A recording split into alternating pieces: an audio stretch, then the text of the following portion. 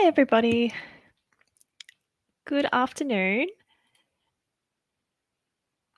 My name is Natasha, and I'm one of the naturopaths on the team here at the Lucy Rose Clinic.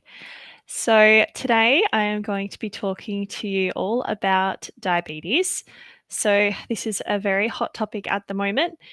We do see a lot of patients in the clinic who are already either diagnosed with diabetes, type 2 particularly, or we actually discover that patients are in a pre diabetic range or have the markers to validate diabetes. So, it's a very interesting topic today. I want to discuss how we can use testing, dietary, lifestyle, and herbs and supplements to support diabetes. We're going to talk all about potential treatment options. I'm going to talk you through and step you through the process in which we would identify, with symptoms, what could look like a diabetes or pre-diabetic picture, what testing levels we look at to use that as a diagnostic tool, and also what we can do to treat and support diabetes, even if it is alongside medications. So we're actually able to support patients wherever they are in their journey. This is with medications such as metformin. We know that there is a lot of GLP medications that are being used, so such as your Ozempic. So we can absolutely work alongside these. And I will go into that in a lot of depth.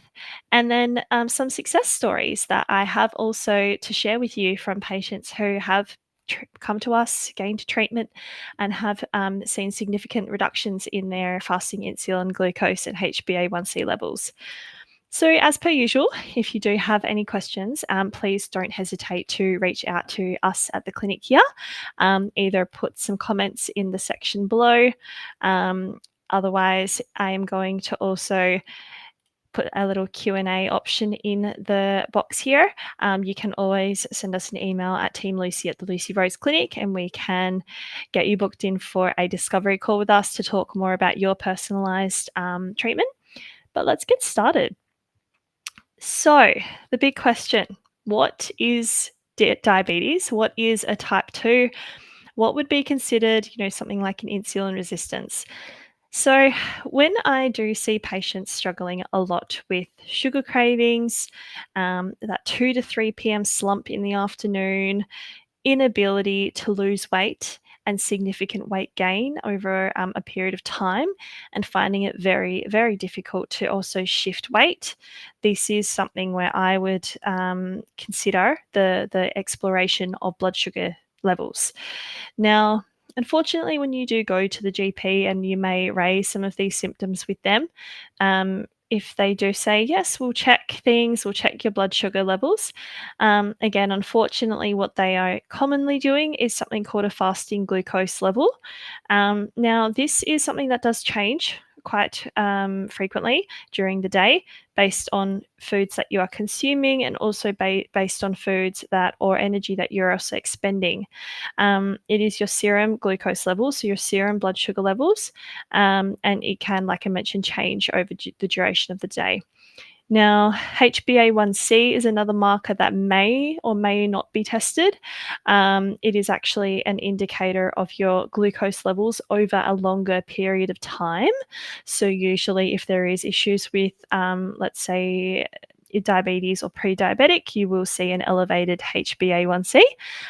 But the best tool for us to use in the scenario of diabetes is actually fasting insulin. And fasting insulin is not commonly tested at all, unfortunately. It is very commonly missed. And there are a lot of patients who, for this reason, are having misdiagnoses, or they are not getting their blood sugars taken seriously for the reason that we have not had an insulin level tested. Now, if I was to explain what insulin is, it is a really important marker in the body. It is a peptide. It does have a lot to do with the way that it grabs hold of your sugars.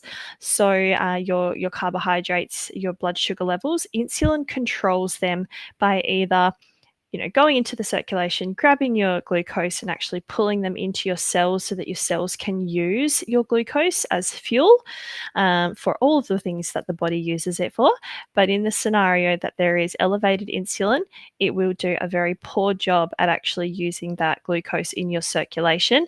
So what tends to happen is your blood sugar levels will increase, and the sugar doesn't have anywhere to go. It's not able to get into the cell because insulin is not able to do that role of transporting it, and you will see fat deposits. You will see either really high or really low blood sugar levels. And yeah, that can feel like dizziness, sugar cravings, again, weight gain, really struggling to lose weight.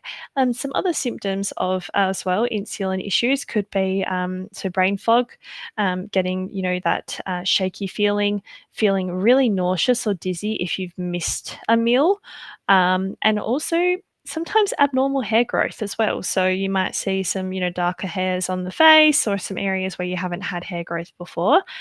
Um, Now, we will test this at the clinic in our blood sugar panel, and it will guide us with how to treat a little bit better. So, in the scenario that you do some testing for weight loss or weight gain issues specifically, and insulin is missed, it could be you're missing piece of the puzzle as to why you can't lose that weight. Okay, so it's really important to consider fasting insulin, HbA1c, and also fasting glucose levels.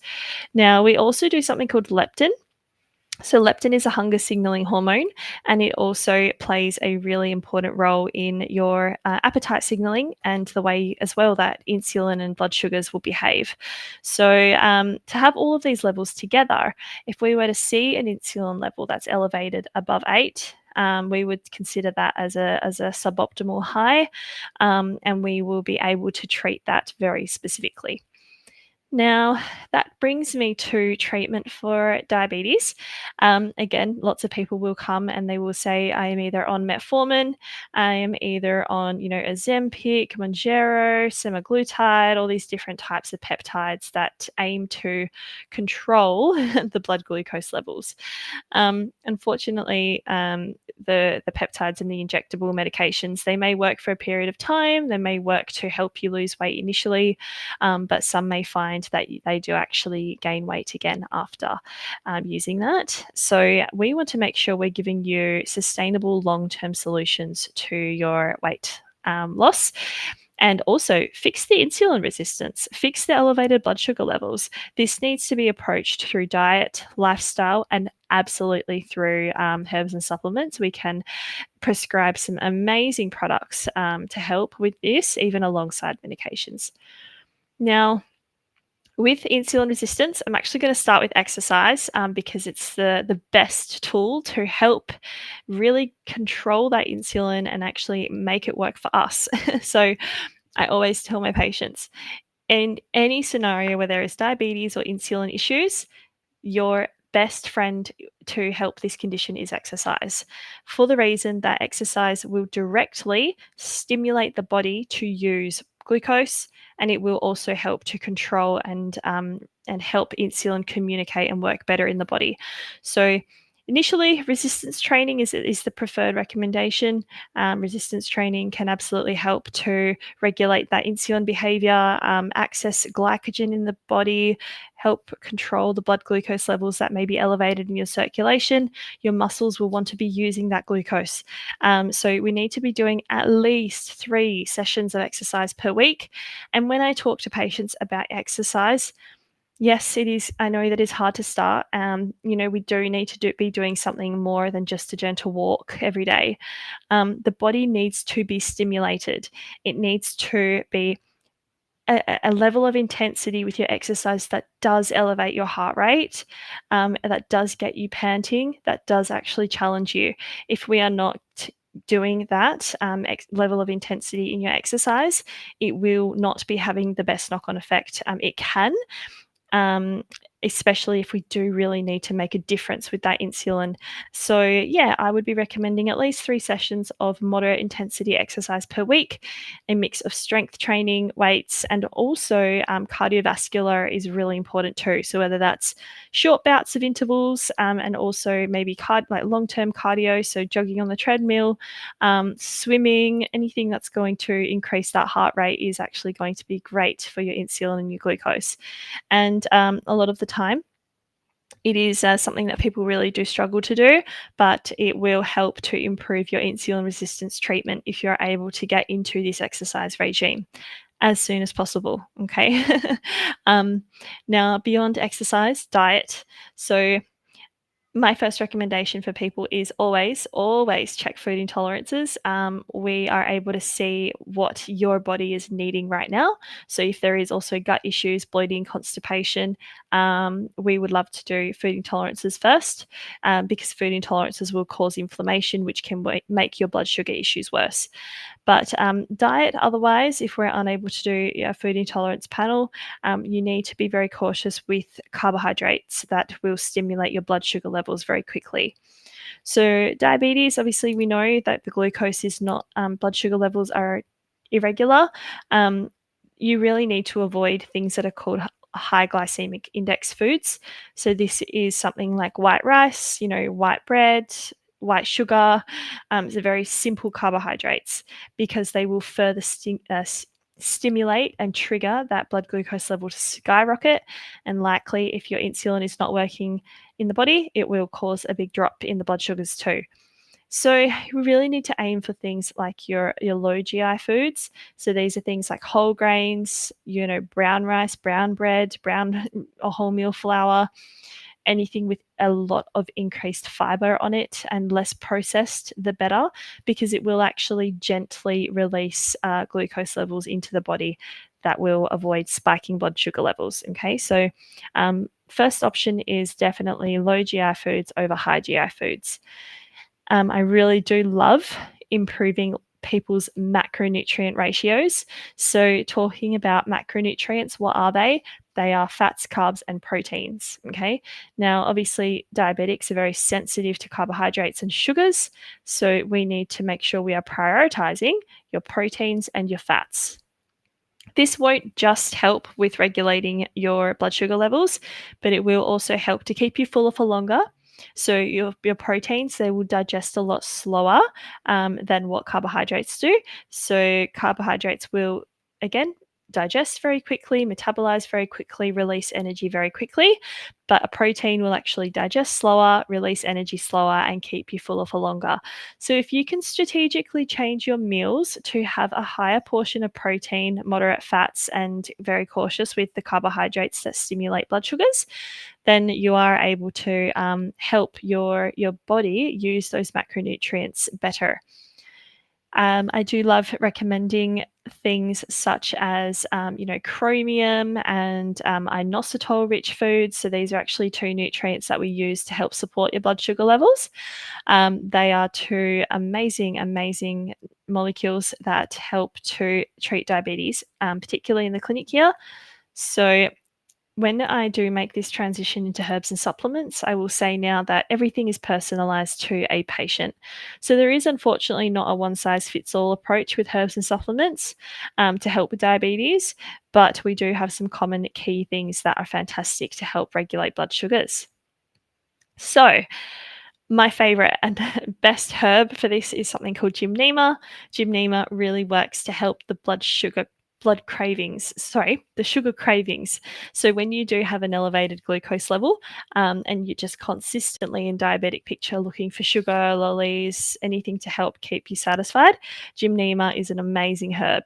It helps to stop the blood sugar cravings. Lots of my patients tell me that they no longer have sugar cravings after they take a gymnema that I put in their herbal formulas, and it does help so much with that habit of keeping to go to the fridge. So gymnema is my favorite herb. We also work with things like berberine. So berberine by research is actually shown to be very equivalent to the action of metformin that treats diabetes. So we use a lot of berberine in the clinic as well.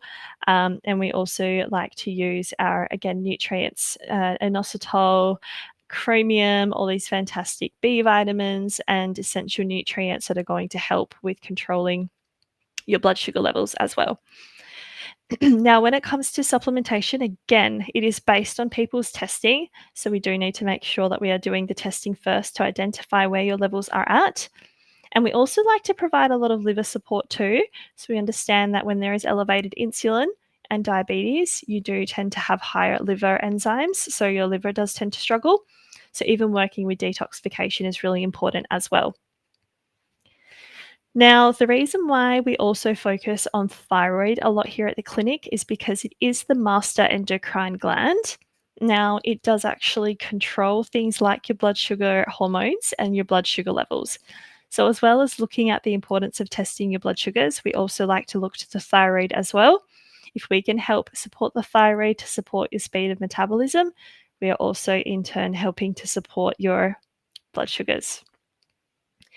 So I hope that was useful information for everybody. I do understand that, with stress, with time being time poor, low time capacity or energy from movement and exercise, there is a lot of increased diabetes diagnoses these days, and a lot of people are really struggling with weight loss. But there is answers. This is why we run this process so smoothly with doing the testing to figure out what is causing the weight gain. If there is a blood sugar or a diabetes picture here for you, please reach out to us. We will be loving to get to know you a bit more, know about your health history, and figure out exactly how we can support your levels at this time, and then make some treatment recommendations. So, get the diet changed, get your lifestyle and exercise regime established, and look at some supplements and medicines that are going to help with finally getting on top of the blood sugar issues. You do have a link to our QR code here. You are able to book a free 15-minute discovery call with us. My name is Natasha. I am one of the naturopaths here. And thank you so much for tuning in. If you do have any questions, please again pop them in the chat, and I will endeavour to get back to all of your questions soon. Reach out to the Lucy Rose Clinic if you have any questions, and I look forward to speaking to you next week for